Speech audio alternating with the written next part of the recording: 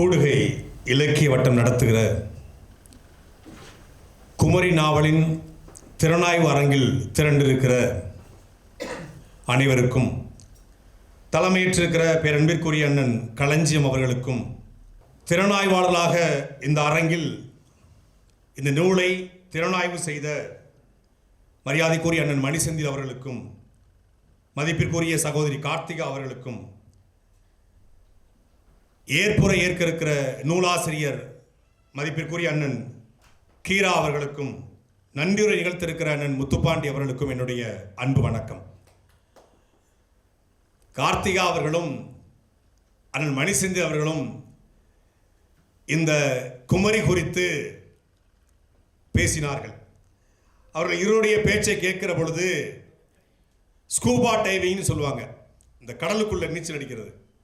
அந்த scuba diving படித்த இருவர் கடலிலே மூழ்கி கடலுக்குள்ளே சென்று அந்த கடலின் ஆழத்தை, கடலின் அழகை, கடலின் அதிசயத்தை சொன்னால் எப்படி இருக்குமோ அப்படி இருந்தது. அவர் ரெண்டு பேரும் கடலுக்குள்ள இறங்கி, அந்த குமரி என்கிற அந்த கடலுக்குள்ள இறங்கி கடலுக்குள்ள கூடிய அழகை வர்ணித்தார்கள். நான் கரையில் நின்றுக்கிட்டு அந்த கடலை பிரமிச்சு பார்த்துக்கிட்டு இருக்கேன். ஓ, இவ்வளவு பிரம்மாண்டமானதா இந்த கடல் என்று.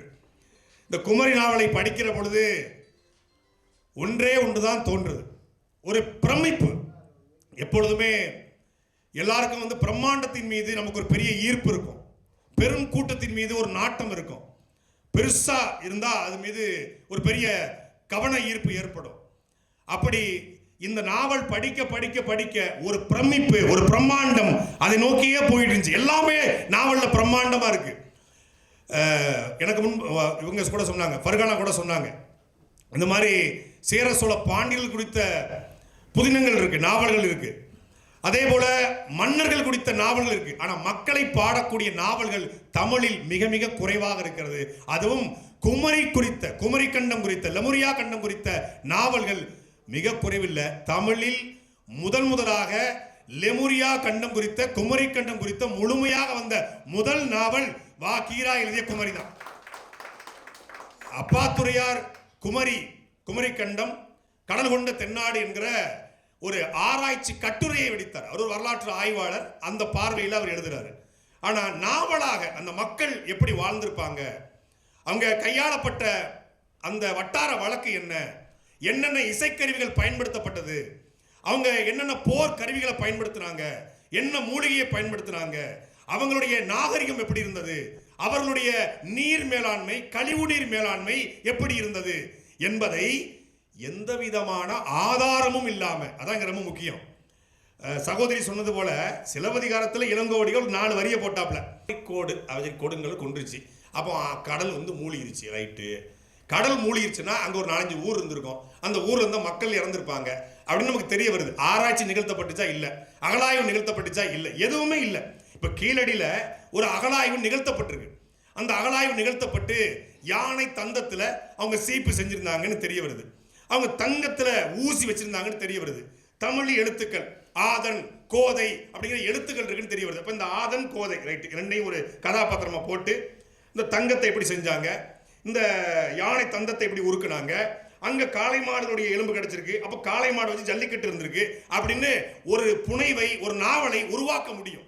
அதே போல ஆதிச்சநல்லூர் அகழாய்வு நிகழ்ந்திருக்கிறது. அங்க முதுமக்கள் தாலி கிடைத்தது, அதுலயும் தமிழ் எழுத்துக்கள் கிடைத்தது, அங்கேயும் தங்கம் கிடைத்தது, வெள்ளி கிடைத்தது.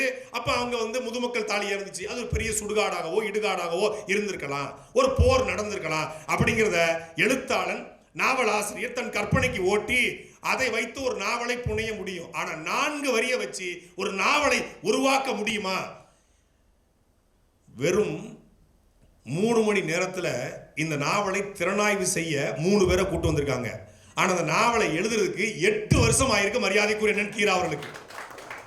8 ஆண்டுகள் தன் வாழ்வினுடைய, இளமையினுடைய பொன்னான ஆண்டுகளை, தன் குடும்பத்தை, தன் பிள்ளைகளை எல்லாத்தையும் கடந்து தன்னுடைய பொருளாதாரத்தை பற்றி கவலைப்படாது 8 ஆண்டுகள் இந்த நூலுக்காக, இந்த நாவலுக்காக அர்ப்பணித்து தேடி தேடி தேடி படித்து ஒரு நாவலை உருவாக்கினார். அதுவும் அந்த மணிசெந்தில் சொன்ன மாதிரி வெறும் ஒரு 360 பக்கத்துக்குள்ள மொத்தமாக அவர் இந்த நாவல் தொடங்குகிற பொழுதே அவருக்கு திரைப்பட இயக்குனர் என்பதனால ஒரு எல்லாமே அண்ணன் சீமான் கூட அடிக்கடி சொல்லுவாங்க, ஒரு திரைப்படமோ ஒரு நாவலோ ஒரு பேச்சோ எந்த ஒரு படைப்பும் பார்வையாளனை ஒரு புத்தகம் அப்படின்னா முதல் 10 பக்கத்துக்குள்ள பார்வையாளனை அந்த புத்தகத்துல கட்டுப்படுத்தணும்.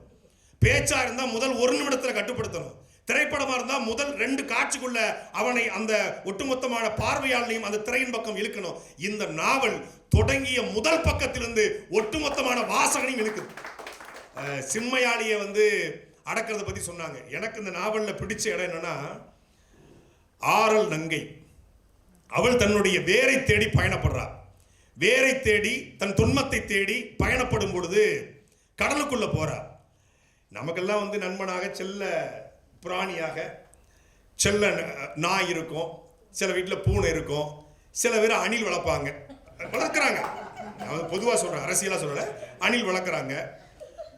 அப்புறம் சில பேர் பன்றி வளர்க்குறாங்க, கழுதை கூட வளர்க்குறாங்க, செல்ல பிராணிகளை கிளி வளர்க்குறாங்க. செல்ல பிராணியாக அவள் ஆமையை வளர்க்குறான்.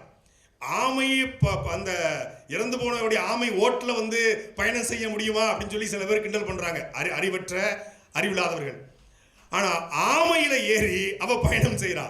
அந்த ஆமைக்கு ஒரு பேர் வச்சாரு பாருங்க. அந்த இடத்துல தான் அண்ணன் வா கீராவுடைய ஆழ்ந்த தமிழ் புலமை இருக்கிறது. ஆமைக்கு நம்ம ஏதாவது உருவம் வைக்க முடியுமா? அது ஒரு உருவம் இல்லாத ஒரு உருவம் அது. ஆனா ஆமைக்கு உருவன் அப்படின்னு ஒரு பேர் வச்சார். உருவன், அவன் உருவமற்றவன், அதனால் அவன் உருவன் அப்படின்னு பேரை வச்சார். அந்த உருவன்ல ஏறி பயணப்படுறா. அப்ப முதலை வந்துருது. அந்த முதலையை உருவனின் துணை கொண்டு முதலைய அந்த கடலுக்குள்ள ஆரல் அங்கே வீழ்த்துகிற அந்த காட்சி இருக்கு. நீங்க கோடியில் 100 கோடி கொடுத்தா கூட அந்த காட்சியை காட்சிப்படுத்தவே முடியாது. அந்த புத்தகத்தை படிச்சா மட்டும்தான் நம்மளால உணர முடியும். அப்படி இருக்கும் அந்த சண்டை. அதை முடிஞ்ச உடனே அங்க போய் இறங்கிடுறா. அந்த நாக நாடு அப்படிங்கிற நாட்டில் இறங்கிடுறா. இறங்கின உடனே அங்க இருக்கக்கூடிய அந்த நாட்டினுடைய ஒரு முக்கியஸ்தர், ஒரு என்ன சொல்ற, ஒரு சியான்னு சொல்லலாம், ஒரு பெரிய மனுஷன், மன்னர் மாதிரி அவர் வர்றாரு.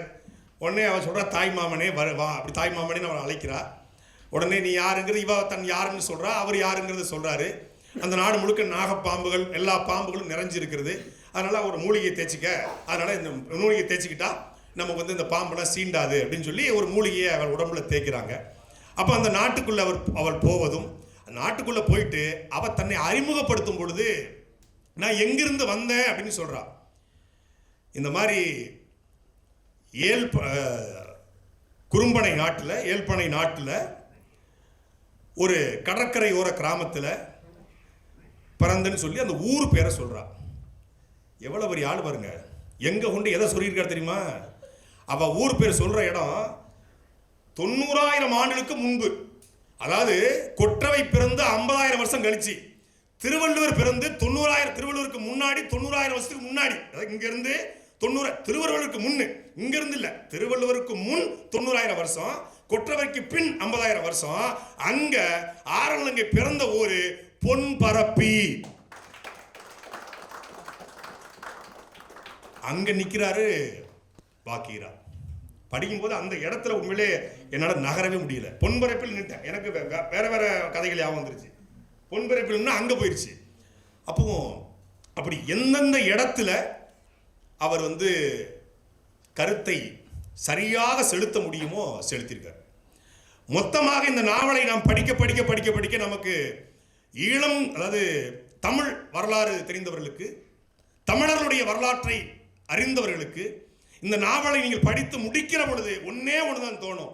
ஒரு பெரும் சமூகம், அறிவார்ந்த சமூகம், வீரத்தில் சிறந்த சமூகம், அறத்தில் சிறந்த சமூகம், தனக்கென்று வேளாண்மை வகுத்த சமூகம், தனக்கென்று போர் கருவிகளை வைத்திருந்த சமூகம், மொழியை செழுமையாக வைத்திருந்த சமூகம், அறிஞர்களை கொண்டாடிய சமூகம், பெண்களை கொண்டாடிய ஒரு சமூகம், ஆணும் பெண்ணும் சமமாக இருந்த சமூகம். அந்த சமூகம் விழுகிறது என்றால் இந்த புத்தகத்தை படித்து முடிக்கிற பொழுது கண்ணுக்கு முன்னாடி நமக்கு தெரிவது 2009 ஈழ இனப்படுகொலை.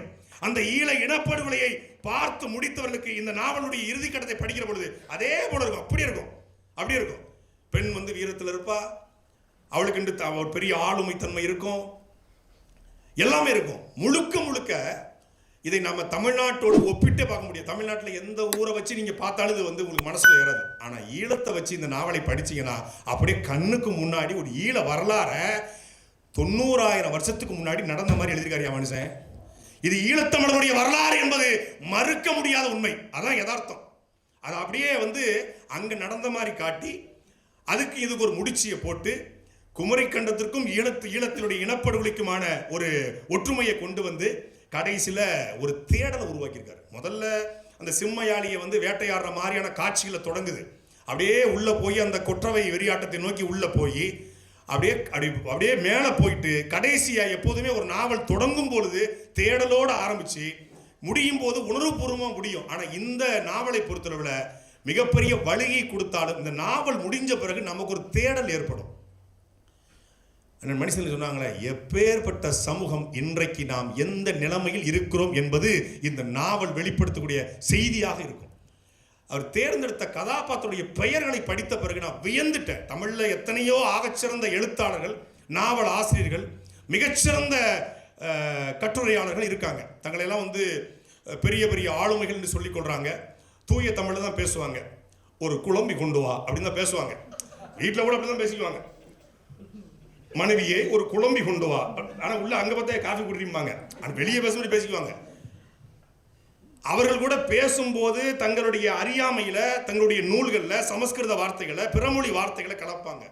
நானும் இந்த வாழ்த்துகள் படத்தில் சொன்னார் அண்ணன் சீமான் கூட விளம்பரம் பண்ணியிருந்தார். இந்த படத்தில் எங்களை அறியாமல் ஒரு தமிழ் வார்த்தை விட்டது, அதை கண்டுபிடித்து கொடுத்தால் ஆங்கில வார்த்தை கலந்து விட்டது, அதை கண்டுபிடித்து கொடுத்தால் உங்களுக்கு பரிசு உண்டு அறிவிச்சிருந்தாங்க இந்த வாழ்த்துக்கள் சமயத்தில். அதே மாதிரி இந்த நூல் முழுக்க ஆராய்ஞ்சு பல பக்கத்தை திருப்பி பார்த்தா ஒரு இடத்துல கூட பிறமொழி வார்த்தை இல்லாமல் ஒரு நாவலை முழுமையாக படைத்திருக்கிறார்.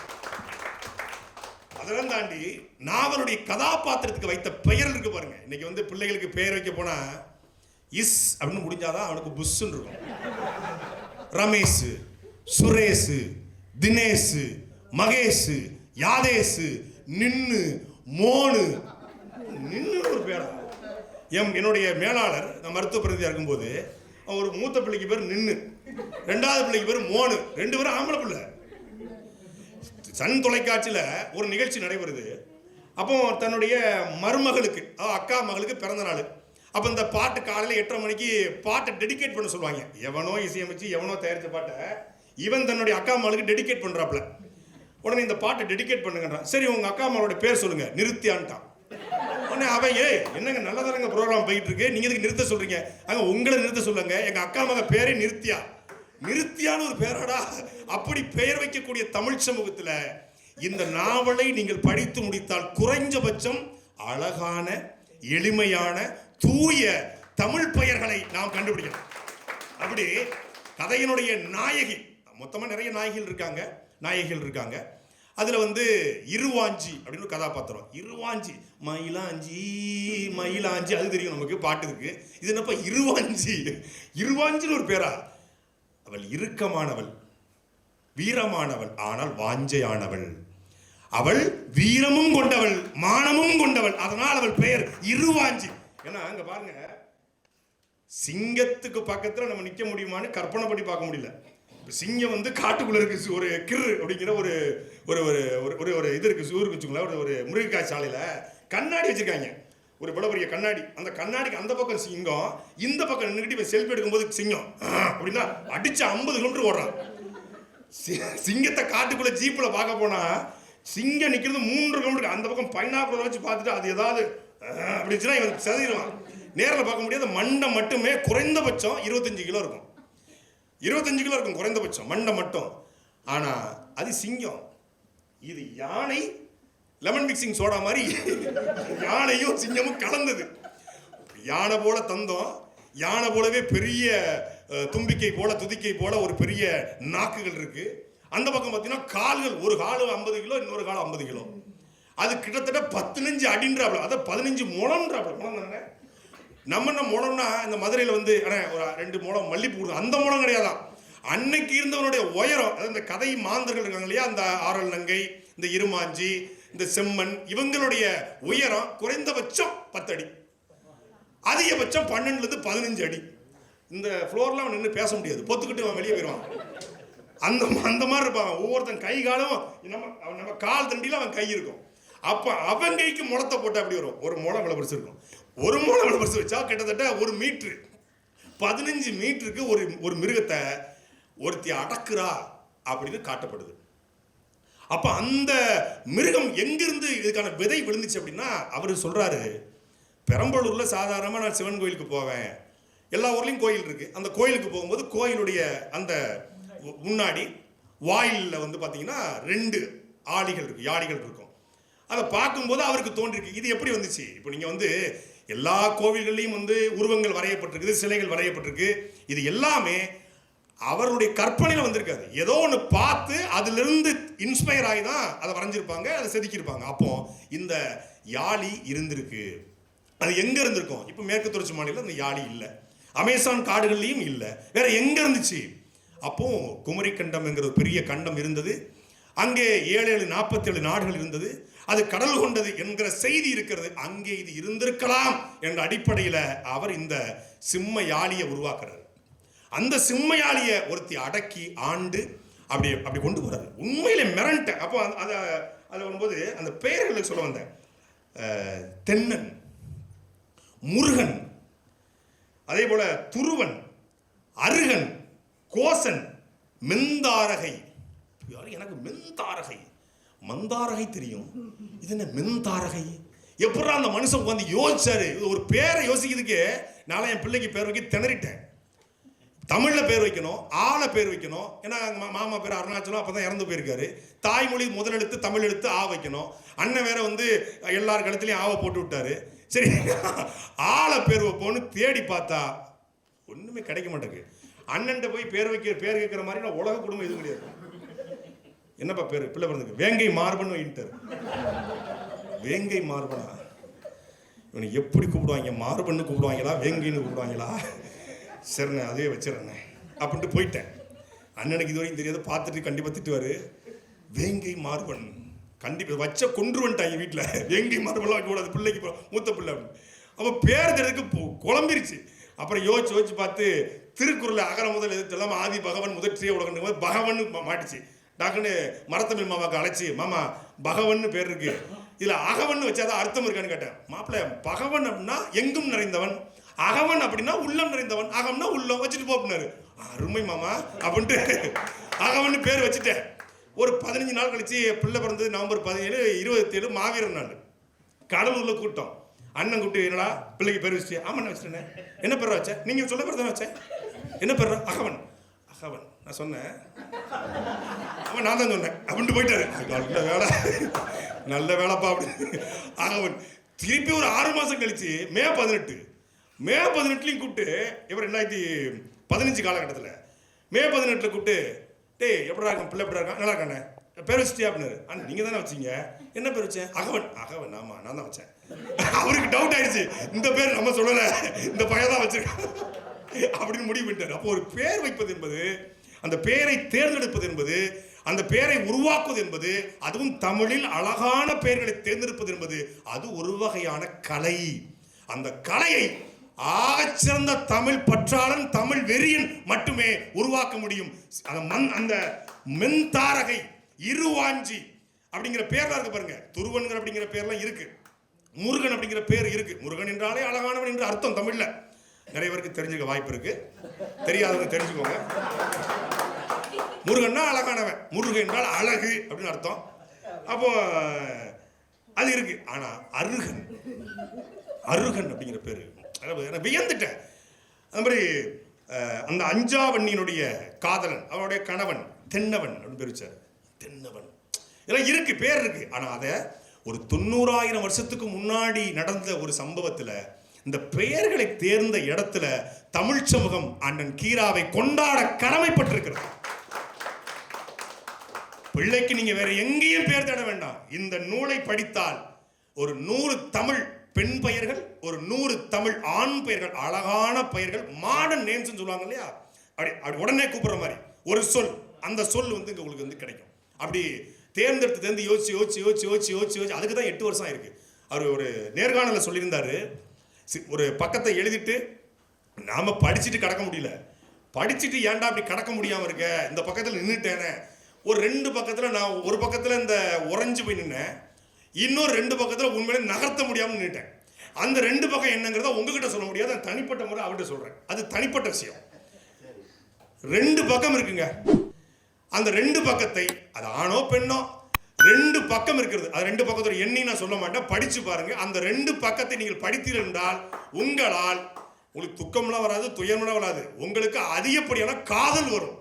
அந்த ரெண்டு பக்கத்தை படிச்சீங்கன்னா காதல் கொட்டிரும். அதாவது இனிமேல் கல்யாணமே வேண்டாங்க, நான் கல்யாணம் பண்ணலான்னு முடிவு எடுத்துட்டேன், நான் துறவரம் பூண்டுட்டேன், ஐயோ நான் பெண்ணை பார்த்தா மண்ணை பார்த்துருவேன் அப்படின்னு சொல்றாங்களே, அவங்க கூட இந்த ரெண்டு பக்கத்தை படிச்சாங்கன்னா ரிஜெக்ட் பண்ணு, அந்த மேட்ரிமோனியை திறப்பா. மனுஷன் காதல் காட்சிகளை பின்னி படம் எடுத்திருக்கான். தமிழ் சினிமாவுடைய காதலை வைத்து ஒரு படம் எடுத்தா வாகிரா என்கிற இயக்குனரை எவனாலும் தவிர்க்கவே முடியாது. அப்படி மிரட்டிட்டாப்ல. அதாவது அண்ணன் மனுஷன் சொன்னாங்கல்ல, ஒரு சின்னதா மேல போயிருந்தா அது விரசமாகவோ ஆபாசமாகவோ மாறி இருக்க வாய்ப்பு இருக்கு. ஆனா அந்த இடத்துக்கு போகல. தமிழ் இலக்கியங்கள்ல, தமிழ் நாவல்கள்ல ஏற்கனவே வந்த பட நாவல்கள், அந்த நாவல்களை படிக்கும் போது கொஞ்சம் விரசம் இருக்கும், கொஞ்சம் இது இருக்கும். ஆனா அந்த மாத்திரை அளவும்பாங்கல்ல, அதை சரியா பயன்படுத்தி அது வரும்போது அடுத்த கடத்துக்கு போயிடுவாரு. அடுத்த கட்ட போறோம்னு சொல்லி மழை நல்லா இருக்கியா மழை நம்ம பார்த்துக்கிட்டு இருப்போம்.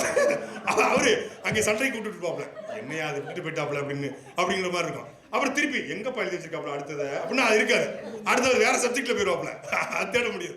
அவ்வளோ அழகா ஒரு நேர்த்தியா கையாளுவது என்பது, அது சொல்லுவாங்கல்ல, வைக்கப்போரிலிருந்து வைக்கோலை பிரிப்பது போல ஒரு எழுத்தாளன் வார்த்தையை தன் விரலிருந்து கொட்ட வேண்டும் சொல்லுவாங்க. அப்படி வார்த்தையை கொட்டிருக்காரு அண்ணன் வாக்கீரா. ஒரு ஊமைகள், நிறைய ஊமைகளை பயன்படுத்தினாரு. அதில் மிக முக்கியமாக எனக்கு ரொம்ப பிடிச்ச ஊமை என்னன்னா, மழை பெஞ்சிக்கிட்டு இருக்கு, அதுக்கு ஏதோ ஊமையை சொல்லலாம். மழை பெய்து கொண்டே இருக்கு. மழை எப்படி பெய்யுது? நிறையவும் பெய்யலை, குறைவாகவும் பெய்யலை, மழை பெய்யுது. குழந்தை அழுவது போல மழை பெய்து கொண்டிருந்ததுன்னு சொல்றாரு. குழந்தை அப்படின்னு சின்ன அழும், சினிங்கி அழும். அது எப்போ அழும்னே தெரியாது, விட்டு விட்டு மழை பெய்யுது என்பதை, குழந்தை அழுவதை போல மழை பெய்து கொண்டிருந்தது என்பதை தமிழில் எனக்கு தெரிஞ்சு எந்த நாவலிலும் பயன்படுத்தாத ஒரு ஓமையை அழகாக கையாண்டிருக்கார். அப்படி நிறைய இடங்கள் இருக்கு. இப்படி அவர் வந்து நம்ம மறந்து போன இல்லை மறைக்கப்பட்ட இந்த யானையாளி இப்படி நம்ம பிடிச்சி வளர்க்க முடியாது, சிம்மையாளியும் வளர்க்க முடியாது, அழிஞ்சு போச்சு. அலங்கு என்கிற ஒரு வகையான நாய் வகை நமக்கு சோழர்கள் காலத்தில் அது பயன்படுத்தப்பட்டதாக குறிப்புகள் இருக்கு. இன்றைக்கும் நிறைய தமிழர்கள் அந்த அலங்கு வகை நாய்களை மீட்டு கொண்டு வராங்க. அந்த அலங்கு வகை நாய்கள் 90,000 ஆண்டுகளுக்கு முன்பே தமிழர்களுடைய வாழ்வியலோடு ஒரு உற்ற தோழன் போல இருந்தது என்பதை அந்த நாவல் முழுக்க அந்த அலங்கு வகை நாய்கள் வந்து அவருக்கு பாதுகாப்பாக ஒரு காவலன் போல வரும், அதை வந்து கொண்டு வந்திருக்காரு. இப்படி நிறைய ரொம்ப பிரமாண்டம் என்னன்னா, அந்த அண்ணன் கூட சொன்னாங்க, ஒரு 1000 பேர் சேர்ந்து இந்த யாழ் மீட்டுவாங்க. 1000 பேர் எப்படி யாழ் மீட்ட முடியும்? ஒருத்தர் மீட்டதை பார்த்துருக்கோம், யாழ் இருக்கு, ஒருத்தர் மீட்டதை பார்க்குறோம், 2 பேர் மீட்டலாம், 3 பேர் மீட்டலாம். 1000 பேர் யாழ் மீட்டணும்னா அந்த யாழ் எவ்வளவு நீளமா இருந்திருக்கும், அது எந்த மரத்தால் செய்யப்பட்டிருக்கும். அந்த 1000 பேர் உட்கார்ந்து யாழ் மீட்டக்கூடிய அந்த பேர் யாழை செய்யணும்னா எவ்வளவு பெரிய மரம் வேணும். மரத்தையும் வெட்ட மாட்டாங்க, ஏன்னா அநியாயத்துக்கு நல்லவங்க. அப்ப மரத்தையும் வெட்ட மாட்டாங்க, யாழ் மீட்டுவதற்கு, யாழ் செய்வதற்கு மரமும் வேணும். அப்போ வயது முதிர்ந்த இத்து போற செத்து போற நிலையில் இருக்கக்கூடிய மரத்தை தேர்ந்தெடுத்து கிட்டத்தட்ட ஒரு 1000 ஆண்டுகள் 2000 ஆண்டுகள் மூத்த பழமையான ஒரு மரத்தை எடுத்து அந்த மரத்துல தான் அவங்க யாழ் செய்வாங்க அப்படிங்கிற அந்த பின்னணி இருக்கு பாருங்க, அது உண்மையிலே பிரமிக்க வைக்கிறது. அப்படி ஒவ்வொரு கதைக்கு பின்னாடியும், ஒவ்வொரு அந்த பகுதிக்கு பின்னாடியும் ஒரு வரலாற்றை நாம் தேடி போகலாம். மிக முக்கியமா 2 இடம் ரொம்ப அழகா குறிப்பிட்டிருந்தாரு. அவர்களுடைய நீர் மேலாண்மை, ஒரு ஆறு, அந்த ஆறுல இருந்து அப்படியே தண்ணீர் வந்து ஓடையா வருது, அந்த ஓடையிலிருந்து அந்த ஊருக்குள்ள தண்ணி வருது. ஒவ்வொரு வீட்டுக்குள்ள, இப்ப நம்ம எப்படி ஒவ்வொரு வீட்டுக்கும் தண்ணீர் குழாய்களை போட்டிருக்காங்களோ அப்படி தமிழர்கள் 90,000 ஆண்டுகளுக்கு முன்பு நீர் மேலாண்மை காத்தார்கள். ஒரு பக்கம் தண்ணீர், குடி தண்ணீர், ஆற்று தண்ணீர் வருது, இன்னொரு பக்கம் வீட்டினுடைய கழிவு நீர் அந்த ஆற்று தண்ணியோட கலக்காம அது தனியாக போய் ஊருக்கு வெளியே மலையில போய் கலக்கிறது. அதற்கும் அந்த ஆற்று தண்ணீருக்கும் எந்த தொடர்பும் இல்லாமல் தனித்தனியாகிறது. அப்ப தமிழர்கள் நீர் மேலாண்மையை, கழிவு நீர் மேலாண்மை எப்படி சரியாக வகுத்தார்கள் என்பதை இந்த நூலில் பாடம் எடுத்திருக்காரு அண்ணன் வாக்கீரா. இன்னைக்கு பார்த்தா சென்னையில மழை பெஞ்சாலும் ஒரே வாய்க்கால், இந்த பக்கம் வந்து கழிவு நீருக்கும் ஒரே வாய்க்கால்.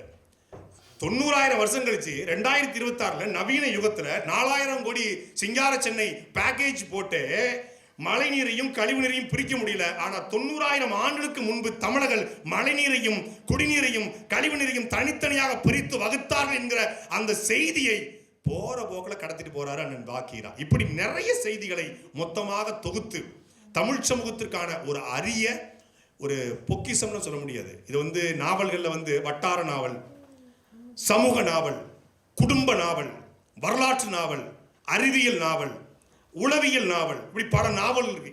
எதுல இதை வகைப்படுத்த? இது கூட தமிழ் தேசிய நாவல்னு சொன்னாங்க. இல்லை, இது மானுட குலத்தினுடைய நாவல். இது மானுட குலத்தினுடைய நாவல். ஒரு மானுட சமூகம், முதல் சமூகம், தாய்வழி சமூகம் எப்படி உருவானது? கல் தோன்றி மண் தோன்றா காலத்தே வாளோடும் வேலோடும் முன்தோன்றிய மூத்த குடி பெருமைக்காக புறம்பொருள் வெண்பா மாலை பாடுது. பெருமைக்கு தான். ஒரு கல் தோன்றி மண் தோன்றா காலத்தை, கல் தோன்றிடுச்சுப்பா, மண் தோன்ற, விவசாயம் நடக்கல. அந்த காலத்துக்கு முன்னாடியே வாளோடும் வேலோடும், வாளோடு இப்படி பிறக்க முடியுமா? தொப்புள் கொடியோட தான் பிறக்க முடியும். வாளோட போனால் அம்மாவோட வயிற்ற கிழிச்சிட்டு தான் வெளியே வருவோம், பிறக்க முடியாது. ஆனால் பெருமைக்கு சொல்கிறான், வாழை கண்டுபிடிச்சது நாங்கள் தான்டா, வேலை கண்டுபிடிச்சது நாங்கள் தான்டா, அப்படி வாளோடும் வேலோடும் பிறந்தோண்டான்னு பெருமைக்காக சொல்கிறான். அப்படி பெருமைக்காக சொல்லப்படக்கூடிய இந்த இனம்தான் உலகத்தினுடைய முதல் இனம். உலகின் முதல் மொழி தமிழ் மொழி, தாய்மொழி. எல்லாரும் அவனவன் தாய்மொழியில பேசும்பொழுது நாம் மொழிகளின் தாய்மொழியிலே பேசிக் கொண்டிருக்கோம் என்று அண்ணன் சீமான் சொல்லுவாங்க. அப்படி மொழிகளின் தாய்மொழியா இருக்கக்கூடிய தமிழ் மொழியை பேசிய அந்த முதல் மாந்தன் யாரு? அவன்தான் இந்த குமரி கண்டத்தில் வாழ்ந்த நம்முடைய மூதாதை, நம் முன்னோர்கள், நம் முப்பாட்டன்கள் என்பதை ஆணித்தரமான தரவுகளோடு நிரூபித்திருக்காரு அண்ணன் வாக்கீரா. குமரி கண்டம் அப்படின்னாலே ஒரு மித் ஸ்டோரி, இவங்க சும்மா பெருமைக்கு பீத்திக்கிட்டு திருவாங்க அப்படின்னு நம்ம கிட்ட சொல்லிட்டு இருந்தாங்க. அதெல்லாம் ஒன்று இல்லவே இல்லை, குமரி கண்டம் ஒன்று இல்லவே இல்லை. குமரிங்கிறது கன்னியாகுமரியை தான் குறிக்குது. கன்னியாகுமரியில் வாழ்ந்தது தான் அவங்க குமரி கண்டம்னு சொல்லிட்டு இருக்காங்க. அங்கே தான் கடல் இருக்கு அப்படின்னு யார் சொல்லுவாங்கன்னா நம்மளுடைய எதிர்த்தரப்பு சொல்லுவாங்க.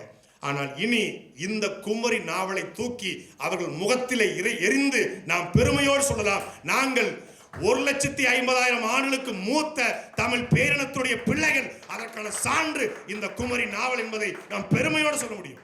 இன்னைக்கு இருக்கிற இளைய தலைமுறை மொத்தமா 372 பக்கம். இவன் 15 நிமிஷத்துக்கு வீடியோ போட்டாலே என்ன ப்ரோ இவ்வளவு லெங்தா பேசுறீங்கன்றான். சரிடா, ஒரு நிமிஷத்துக்கு ஷார்ட்ஸா போடுவோன்னு போட்டா, ஒரு நிமிஷம்னா ரொம்ப எங்களுக்கு டைம் இல்லை ப்ரோ, நாங்கள் ரொம்ப பரபரப்பாக பனையூருக்கு போய்கிட்டு இருக்கோம், நீங்கள் இவ்வளோ ஒரு நிமிஷம் ஷார்ட்ஸ் போடுறீங்க, நீ ஒரு 12 செகண்ட்ஸ் உங்களுக்கு தர்றேன், ஏதாவது ஒரு வரலாறு இருந்தால் சொல்லுங்க. 12 செகண்டில் எப்படா வரலாறு சொல்கிறது? சரி சொல்கிறேன் அப்படின்னு 12 நொடிகளுக்குள்ள வரலாறை தேடிக்கிட்டு இருக்கிற ஒரு தலைமுறை உருவாயிருச்சு. அப்படி ஒரு சட்டுன்னு ஏதாவது சொல்ல முடியுமா உங்களால்? அப்படின்னு சொல்லக்கூடிய தலைமுறைக்கு 372 பக்கத்தில் 1,50,000 ஆண்டுகளுக்கு முன்பு நடந்த ஒரு வரலாற்று சம்பவத்தை தொகுத்து எடுத்து கொண்டு வந்து கொடுத்து அவர்கள் கையிலே போய் சேர்த்து அதை அவர்களை படிக்க வைத்து அவர்களை பண்பட வைத்து அந்த தற்கொலை கூட்டத்தை ஆச்சரியக்குறி கூட்டத்தாக மாற்றுவது என்பது நம்முடைய வேலை. நம்முடைய வேலை. முதலில் தமிழ் தேசியர்கள், நாம் தமிழர் கட்சியை சார்ந்தவர்கள், தமிழ் பற்றாளர்கள், வரலாற்றை தெரிய வேண்டும் என்று ஆசைப்படக்கூடியவர்கள், இந்த நூலை நாம் ஒவ்வொருவரும் திருக்குறள் போல நம் வீட்டில் வாங்கி வைக்கணும். நீங்கள் இது ஒரு முறை படித்தாலும் சத்தியமாக புரியாது. மனசார சொல்கிறேன், சத்தியமாக புரியவே புரியாது. 2 முறை படிக்கணும். 2 முறை படித்தால், 3 முறை படித்தால் உங்களுக்கு ஒரு தேடல் வரும், ஒரு புரிதல் வரும். நம் மொழி குறித்த, நம் முன்னோர்கள் குறித்த ஒரு பெருமையும் தேடலும் வரும். நம்ம எப்பேற்பட்ட பேரினம்டா, எவ்வளவுடா இருந்திருக்கு இந்த இனத்துல அப்படிங்கிற ஒரு பெருமையும் திமிரும் கௌரவமும் ஒரு எழுச்சியும் நமக்கு உருவாகணும்னா இந்த நூலை கட்டாயம் ஒவ்வொருத்தரும் வாங்கி படிக்கணும். ஏதோ நம்மளை கூப்பிட்டாங்க, திறனாய்வில் பேச விட்டாங்க அப்படிங்கிறதுக்காக நான் பேசலை. சத்தியமாகவே இந்த பிரமிப்பிற்காக 3 நாள் தூங்கவே இல்லை. இந்த பாவமெல்லாம் நான் களஞ்சியத்தை தான் போய் சேரும். நான் பாட்டில் சிபிஐ ரேட் நடந்துச்சா, என்கொயரி போனாலும் வீடியோ போட்டோமா அப்படின்னு இருந்தேன். அடிச்சு ஒரு தேசிய நெடுஞ்சாலையில் 80 கிலோமீட்டர் வேகத்தில் போயிட்டு இருக்கேன். 80 கிலோமீட்டர் வேகத்தில் போகும்போது என்னை கூப்பிட்டு வந்து, தம்பி இந்த அருமையான ஒரு பழைய சைக்கிள் இருக்கு, ஓட்டிப்பாரு அப்படின்னு சொன்னால் எப்படி இருக்கும்? இங்கே தானே அப்படி. அதாவது அந்த சைக்கிள் ஓட்டா மட்டும்தான் அந்த பைபாஸாக காரை ஓட்ட முடியும். அதான் யதார்த்த உண்மை. இது பழைய சைக்கிள் போல தான் நாவல் படிப்பது, புத்தகம் படிப்பது. ஆனா அந்த அனுபவம் அந்த BMW இல்ல ஆடி இன்னோவா கார் ஓட்டுவதில் வராது. இந்த சைக்கிளை ஓட்டி பழகினா மட்டும்தான், இதுல நம்ம அடித்தளத்தை போட்டா மட்டும்தான் நம்ம வாழ்க்கையில மேல வர முடியும். அப்ப நாம படிக்கணும். வெறுமனையா நிறைய பேர் என்னன்னா புத்தகம் படிக்க மாட்டாங்க. புத்தகம் படிக்கிறது கிடையாது, நாங்க வீடியோவா கேட்டுக்கிறோம், நீங்க பேசுங்க, அதை பத்தி பேசுங்க, அப்ப நாங்க வீடியோவா கேட்டுக்கிறோம் அப்படிம்பாங்க. நிறைய பேர் அப்படிதான். உலக தமிழர்களாக இருக்கட்டும், ஈழத்தமிழர்களாக இருக்கட்டும், தமிழ்நாட்டு தமிழர்களாக இருக்கட்டும், எல்லாரும் சொல்றதுன்னா நான் படிக்க மாட்டேன், ஆனா வீடியோ போட்டு சமையல் பண்ணிக்கிட்டு இருப்பேன், காமராஜர் வரலாறு, கக்கன் வரலாறு, ஜீவானந்த வரலாறு கேட்டுக்கிட்டு இருப்பேன் அப்படிம்பாங்க. ஏன்னா கேள்வியான எளிதில் மண்டையில் போய் உட்கார்ந்துரும் அப்படிங்கிற ஒரு பார்வை இருக்கு. ஆனால் அதை விட படிக்கிற போது நம்ம ஒரு காணொலியாக வரலாற்றையோ ஒரு இலக்கியத்தையோ ஒரு நாவலையோ இல்லை ஒரு பேச்சையோ கேட்குற பொழுது நமக்கு கேள்வி வராது. ஆனால் நாவலை படிக்கிற பொழுது கேள்வி வரும். நான் எப்போதுமே மேடையில் பேசுறதுக்கு நமக்கு என்ன பயன்படும் அப்படின்னு தான் பார்ப்பேன். எந்த நாவலை படித்தாலும் இதில் நமக்கு என்ன இருக்கு, நமக்கு என்ன இதில் பயன்படுங்க. நான் அக்கா கூட சொன்னாங்க, அண்ணன் கூட சொன்னாங்க, நிறைய பெண் பெயர்கள் இருக்கு, பெண்களையே தலைவியாக்கியிருக்காரு, பெண்கள் மட்டுமே தலைவியாக்கிறன்னு. பெண்களை தலைவியாக்குறது இல்லை, பெண்கள் பெயரை வைத்து கொண்டாடியது மட்டும் இல்லை, இதுவரைக்கும் யாரும் செய்யாத ஒரு சம்பவத்தை பண்ணியிருக்காப்ல. எல்லாரையும் பெண்களை வைத்து அழைச்சது பிரச்சனை இல்லை. கதிரவன் கேள்விப்பட்டிருக்கோம், கதிரவள் கேள்விப்பட்டிருக்கோமா? இந்த நாவல் முழுக்க சூரியனை கதிரவள் என்றுதான் அழைத்திருக்கிறார். அவர் அந்த கேள்வி கதிரவள் எப்படி அந்த ஆளுக்கு தோணுச்சு, மண்டைக்குள்ள என்னடா இருக்கு கதிரவள் அப்படின்னு எனக்கு அதுல இருந்து நான் யோசிச்சுட்டு இருந்தேன். கதிரவள் அதுல நம்ம பேப்பர் வச்சு வச்சுக்க பாருங்க. இந்த கதிரவள் இது உங்க பார்த்தீங்கன்னா அந்த கதிரவள் ஒரு பேப்பரை சொல்லியிருக்கேன். எப்படி அந்த கதிரவள் அப்படிங்கிற வார்த்தை எங்க பிடிச்சாரு? இது யாருமே பயன்படுத்தாத வார்த்தையாச்சு. யாருமே பயன்படுத்தாத வார்த்தையை பயன்படுத்துவதால் மட்டும்தான் அண்ணன் வா கீரா தமிழ் தேசியவாதியாக இருக்கிறார். நீங்க காவிரி பெண் தெரியும், தாமிரபரணி பெண் நினைச்சுக்கலாம், வைகை ஒரு பெண் அப்படின்னு தெரியும். இன்னைக்கு ஆற்றுடைய பேர்கள்லாம் பெண் பெயரா இருக்கு. ஆனா சூரியனை உலகம் முழுமைக்குமே அது பெண்ணா, அது எப்படி பெண்ணா பார்க்க முடியும்? கொதின் நிலையில இருக்கிறா, கோபத்துடைய உச்சத்தில் இருக்கா, அவதான் உலகத்துக்கு வெளிச்சத்தை தாரா. அப்ப யாரா இருக்க முடியும்? கோபம் கொண்டதாக ஒண்ணு இருக்கு அப்படின்னா, அது தகித்து கொண்டிருக்கிறதுனா, அது நெருப்பா இருக்கு, அது அனலா இருக்கு, அது வெளிச்சத்தை தருகிறது, அதுவே உலகத்திற்கான அச்சாரமாக இருக்கிறது என்றால் அவள் பெண்ணாக மட்டும்தான் இருக்க முடியும். அப்படின்னா சூரியன் பெண் தான், கோபக்காரி தானே, நெருப்பு தானே பெண் என்றால் அப்படின்னு சொல்லி அந்த வார்த்தையை இந்த இடத்துல சரியா பொருத்தியதற்காக அண்ணன் வா கீராவை இந்த சமூகம் கொண்டாடி கொண்டே இருக்கும். இப்படி நிறைய நமக்கு பேசினா பேசிட்டே போலாம். அவ்வளவு செய்திகளை தொடர்ச்சியா அடுக்கிறாரு. எனக்கு ரொம்ப ஆச்சரியமா இருந்தது. மூடு திமிழ் அப்படிங்கிற ஒரு இது இருக்கு. அந்த மூடு திமிழ் அப்படிங்கிறது அந்த ஒரு கிட்டத்தட்ட அழிகிற காலகட்டம் வந்துடுது, ஒரு இனமே அழிய போகுது. அப்படிங்கும்போது ஒரு மூடு திமிழ் அப்படிங்கிற ஒரு மரத்தால் செய்யப்பட்ட ஒரு குடுவைன்னு சொல்லலாம். அந்த குடுவைக்குள்ள அவங்களுக்கான உணவு, அவங்களுக்கு தேவையானதை அந்த எல்லாவற்றையும் வைத்து கிட்டத்தட்ட ஒரு 100 பேர் 1000 பேர் தங்கக்கூடிய அளவுக்கான ஒரு இதை உருவாக்குறாங்க. அதுக்குள்ள அந்த உருவாக்குனவர்கள் அங்கே போய் தங்கல, நாட்டில் சிறந்த அறிஞர்களை, மூத்தவர்களை, முன்னோர்களை, யாரால் இந்த இனத்தினுடைய பெருமைகளை அடுத்த தலைமுறைக்கு கடத்த முடியுமோ அவர்களை அந்த மூடுதிமிழுக்குள் வைத்து கடலுக்குள்ளே விட்டு எப்படியாவது தப்பிச்சு போயிருங்க, பிழைக்கட்டும் என்று அனுப்புறாங்க பாருங்க. அந்த இடத்துல தமிழன் ஆகச்சிறந்த அறம் கொண்டவன் என்பதை அண்ணன் வாக்கீரா அப்படியே எழுதுறாங்க. நிறைய இடத்துல தமிழருடைய மரமும் இருக்கு, அறமும் இருக்கு. இப்படி நிறைய கொண்டாடத்தக்க, தமிழர்கள் போற்றத்தக்க, மனிதகுலம் போற்றத்தக்க ஒரு ஆகச்சிறந்த நாவலை கொடுத்திருக்கிறாரு. இந்த நாவலை நாம் ஒவ்வொருவரும் நம்மால் இயன்றவரை, இந்த அரங்கத்தில் இருக்கக்கூடிய மக்கள் மட்டும் இல்ல, பார்த்து கொண்டிருக்கிற லட்ச தமிழர்கள் டிஸ்கவரி புக் பேலஸ் இன்றைக்கு நாம் தமிழர் கட்சியுடைய தலைமை உறுப்பினர் சீமான் அவர்களை கடந்த ஆண்டு புத்தக கண்காட்சிக்கு அழைத்து பேச வைத்தார் என்ற ஒரே ஒரு காரணத்திற்காக, ஒரு தமிழனை, தமிழ் இளைஞர்களுக்காக, தமிழ் நாட்டிற்காக, தமிழ் மொழிக்காக நிற்கிற ஒரு தலைவனை பேச வைத்தார் என்ற ஒரே ஒரு காரணத்திற்காக புத்தக கண்காட்சியிலிருந்து டிஸ்கவரி புக் பேலஸ் புறக்கணிக்கப்பட்டிருக்கிறது. தமிழர்கள் நாம் டிஸ்கவரி புக் பேலஸை கொண்டாட வேண்டும். டிஸ்கவரி புக் பேலஸில் மட்டும்தான் தமிழர்கள் நாம் புத்தகம் வாங்குவோம். அங்கே எல்லா நூல்களும் இருக்கிறது. அப்படி துணிவோடு, திராணியோடு, தெம்போடு, மொழிப்பற்றோடு இந்த வரலாற்றை அடுத்த தலைமுறைக்கு கடத்தும் என்கிற அந்த உன்னத நோக்கத்தோடு டிஸ்கவரி புக் பேலஸ் இந்த குமரி என்கிற நாவலை வெளியிட்டிருக்கிறது. அந்த டிஸ்கவரி புக் பேலஸ் உடைய உரிமையாளர் அண்ணன் வேடியப்பன் அவர்களுக்கு தமிழர்களுடைய சிறந்தாந்த நன்றியும் வணக்கத்தையும் செலுத்துகிறோம். டிஸ்கவரி புக் பேலஸிலே அண்ணன் வா கீராவினுடைய இந்த குமரியை வாங்கி நாம் ஒவ்வொருவரும் குமரியை அள்ளி பருகுவோம். வாய்ப்புக்கு நன்றி, வணக்கம். நாம் தமிழர். சாட்டை எடுத்து நாட்டை திருத்து.